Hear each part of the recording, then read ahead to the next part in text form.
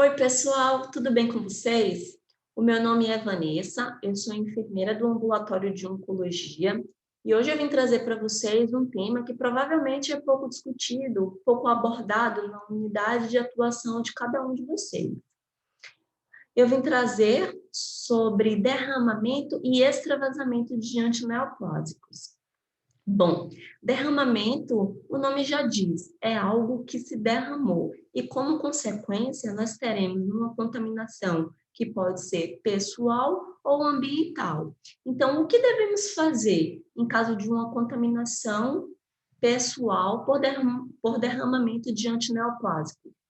Imediatamente deveremos retirar esse vestuário, EPIs, lavar aquela área atingida com água e sabão. Se atingido olhos e mucosas, estes deverão ser lavados com solução isotônica ou água em abundância. Em caso de contaminação ambiental, obrigatoriamente deveremos utilizar o kit de derramamento identificado e disponível em todas as áreas onde são realizadas atividades de manipulação, armazenamento, transporte e administração. Esse kit é composto por um avental impermeável, manga longa e punho justo, com peças absorventes, máscara de carvão ativado, um óculos de proteção e material neutralizador, que nada mais é do que o detergente neutro. 2 pares de luvas de procedimento e um impresso com a descrição do procedimento que será realizado, além de um saco de resíduos tóxicos para a gente desprezar todo o material. O procedimento de limpeza deverá ser realizado por um profissional enfermeiro ou farmacêutico, aquele que participou do incidente. Então, o que vamos fazer neste momento? Abrir o kit, solicitar o afastamento de todas as pessoas que estiverem ali nas proximidades, colocar toda a paramentação necessária e utilizar as compressas absorventes secas para absorver o material líquido e as úmidas para absorver as substâncias liofilizadas. Então, essa limpeza deverá ocorrer do sentido de fora para dentro, com o objetivo de não espalhar, esse derramamento para as demais áreas. Após completa absorção do material, deveremos lavar aquela área 3 vezes com detergente neutro e água. Só depois que a gente poderá chamar o pessoal do Sodexo, tá? O que é muito importante? Registrar o incidente no prontuário do paciente, ainda que não haja, a contaminação do mesmo. Por quê? Nós precisamos justificar, caso, necessário, a manipulação de uma nova medicação. Então, registrar evento e todos os acidentes que ocorram contaminação profissional deverá ser notificado ao médico do trabalho, registrado e acompanhado. Falando em extravasamento, eu trouxe como conceito, o escape da droga do vaso sanguíneo para o tecido circunjacente e seus efeitos tóxicos podem causar dor, prurido, eritema, edema, sensação de queimação, hiperpigmentação, flebite, formação de vesícula e necrose tissular que podem acontecer imediatamente após o extravasamento ou em até 7 dias. Aquelas que ocorrem imediatamente nós chamamos, dos sintomas imediatos e os tardios, aqueles que são os sintomas tardios. O grau de extravasamento, ele depende muito do tipo de droga, do volume, da localização e da condição do paciente e, é claro, do intervalo entre o fato e o reconhecimento. Então, quanto mais precoce esse extravasamento for identificado, menor será o grau de extravasamento, menor será o dano que esse paciente terá. Hoje, na nossa instituição, nós temos um protocolo que classifica os agentes quimioterápicos em vesicantes, irritantes e neutras. Todas as drogas vesicantes são aquelas que, quando extravasadas, elas vão causar um dano subjacente, provocando dor, inflamação, formação de vesícula e levando a necrose tecidual. As irritantes, ela também vai ocasionar dor, inflamação, mas raramente vai acontecer uma lesão tecidual ali. Importante vocês saberem que essas medicações irritantes, mesmo quando não extravasadas, ela tem o potencial de causar esses tipos de sintomas. Então, por isso que devemos ficar sempre atentos. As drogas neutras são aquelas que não vão causar dano algum ao paciente quando essas forem extravasadas. Mas isso não significa que a gente pode ficar mais tranquilo. Precisamos manter a atenção em todos os pacientes que estão recebendo o antineoplásico. Eu trouxe para vocês uma tabela, né, que é a que a gente costuma utilizar no ambulatório de oncologia, que traz as classificações das mesmas, né, em vesicante, irritantes. Aqui traz não vesicantes, mas essas não vesicantes são as mesmas que eu relatei lá atrás como neutras. Então, ainda falando em classificação, os antineoplásicos vesicantes, eles podem ainda ser subclassificados em ligantes ao DNA e os não ligantes ao DNA. O que diferencia um do outro é que os ligantes ao DNA são aquelas drogas que causam maior dano, que é de difícil tratamento ali, eles vão causar danos maiores. As não ligantes ao DNA são aquelas drogas que ela vai causar o dano, mas elas são facilmente absorvidas pelo corpo. Eu trouxe algumas imagens, né, de extravasamento que aconteceram, não foi, é claro, na nossa instituição, mas algumas só para vocês saberem que caso de extravasamento vai acontecer lesão sim. Então, por isso, a nossa preocupação com aquele paciente que está recebendo quimioterápico tem que ser redobrada. Então, ali logo abaixo, vocês percebem, né, que o paciente ele tem edema, ele tem hiperemia, tem necrose. Então, provavelmente, certeza absoluta, essa droga que foi extravasada foi uma droga vesicante. Ali em cima, a gente vê a formação de vesículas. Então, essas vesículas, elas podem ter sido formadas após o extravasamento tanto de um antineoplásico vesicante como um irritante. Aqui ao lado, nós temos o que chamamos de mapeamento da veia, né? É uma flebite química. Então, mesmo que não extravasada, as drogas do vaso sanguíneo, elas têm o potencial de ocasionar esse tipo de lesão. E como é que fazemos o diagnóstico do extravasamento? Então, a detecção sempre vai ser através dos sinais e sintomas apresentados pelos nossos pacientes.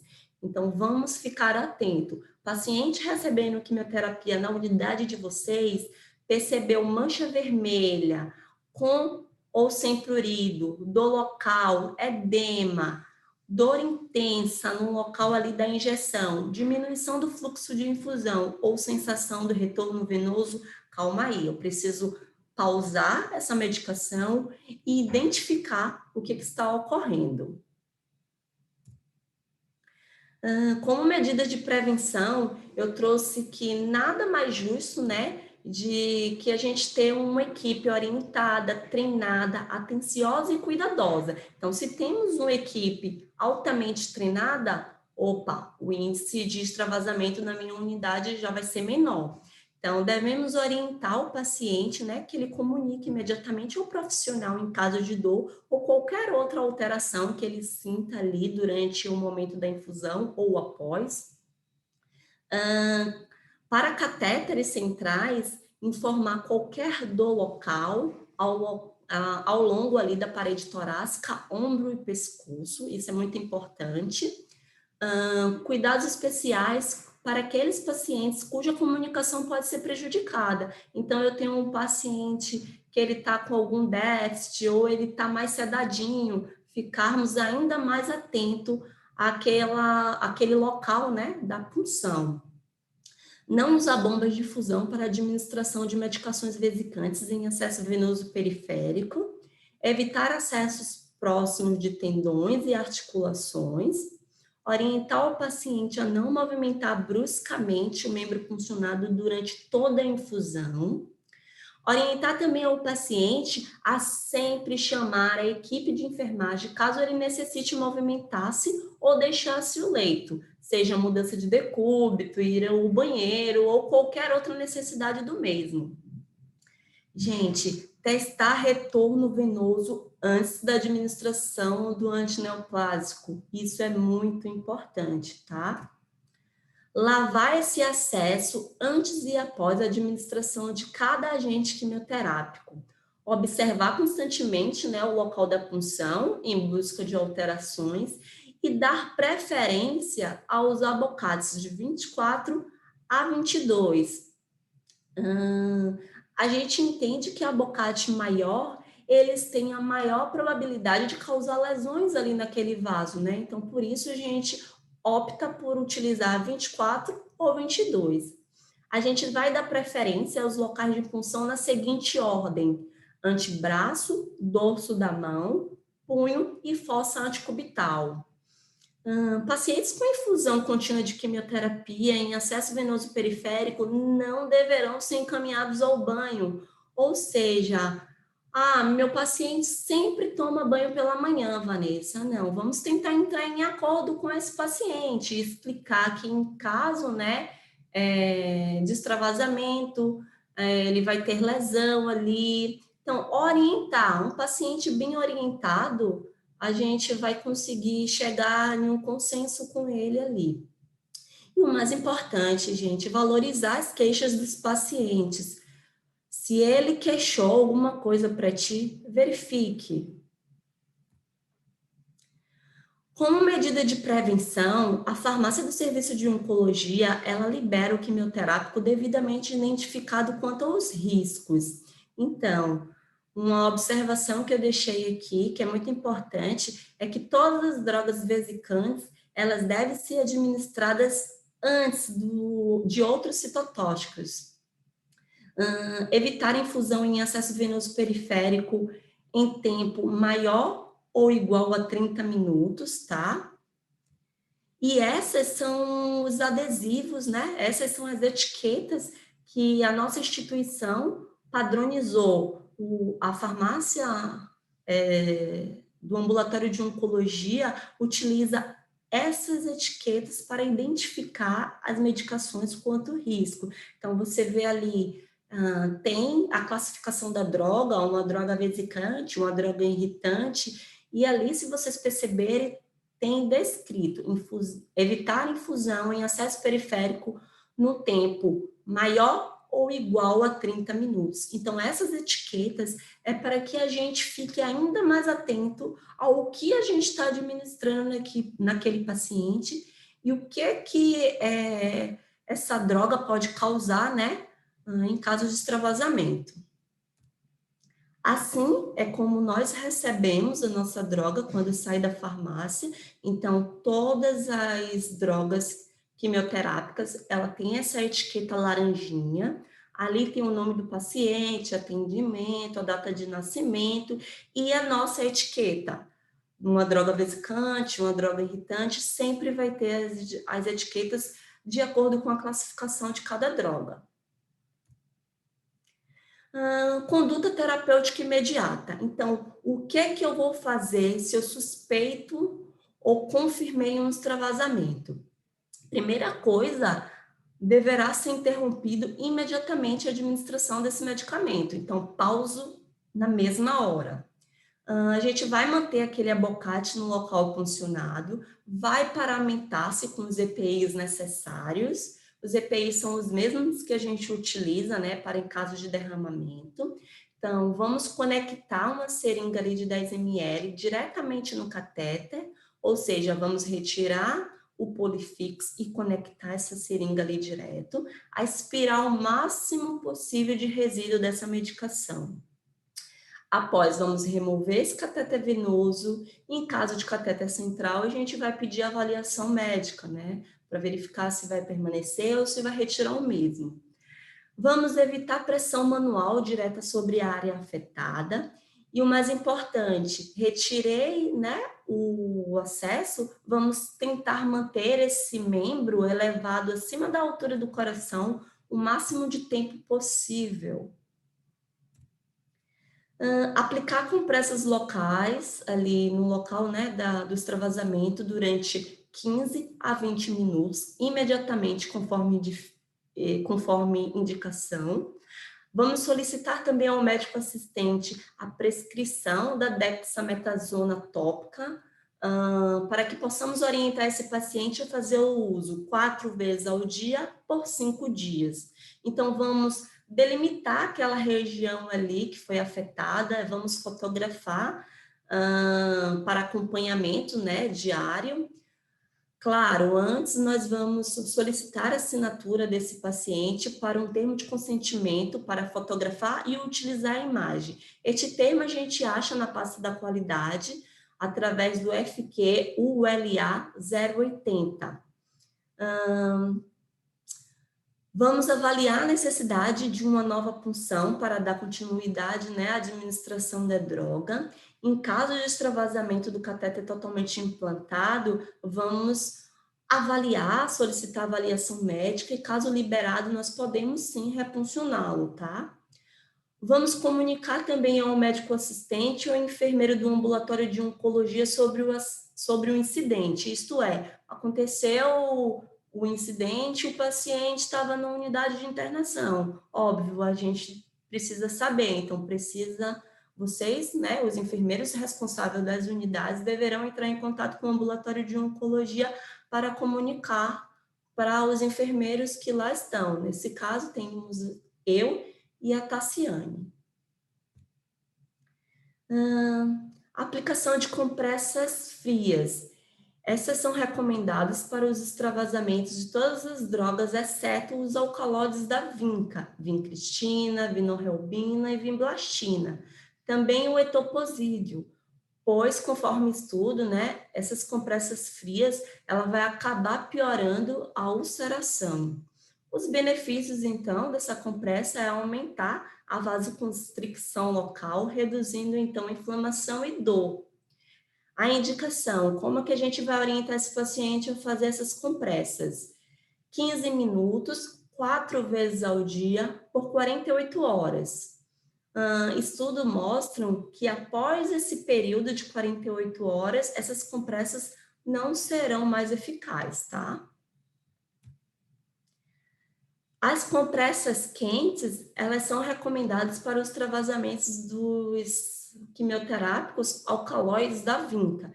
Então, a vincristina, vinorelbina e a vimblastina, a gente vai usar compressas quentes.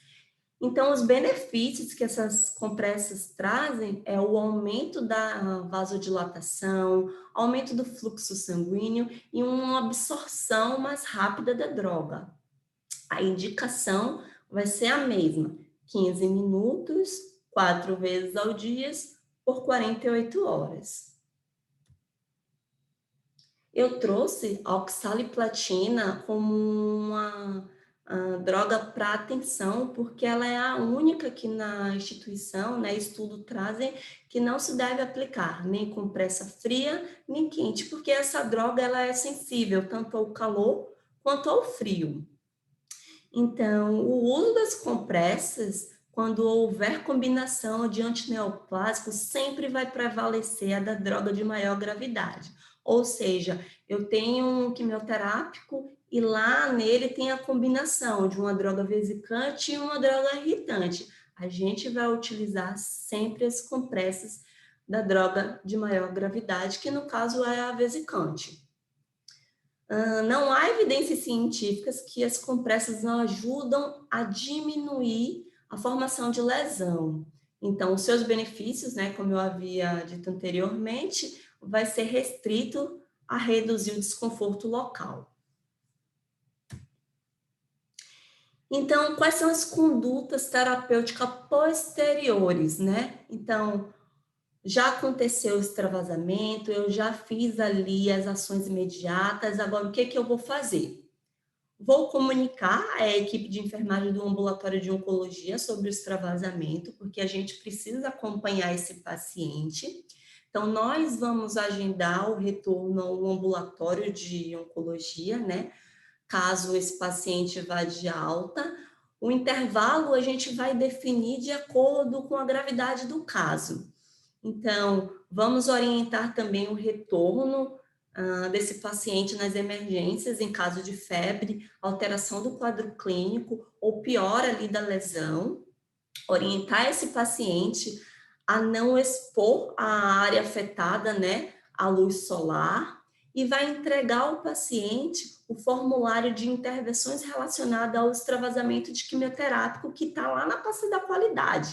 A gente acha através do FQ ULA 257. Trouxe as referências, caso vocês queiram aprofundar maior, né, esse estudo. Gostaria de agradecê-los, né, pela presença de cada um e dizer que nós estamos disponíveis para qualquer esclarecimento, dúvidas que vocês possam ter sobre administração, extravasamento, derramamento. Estamos sempre à disposição. Obrigada.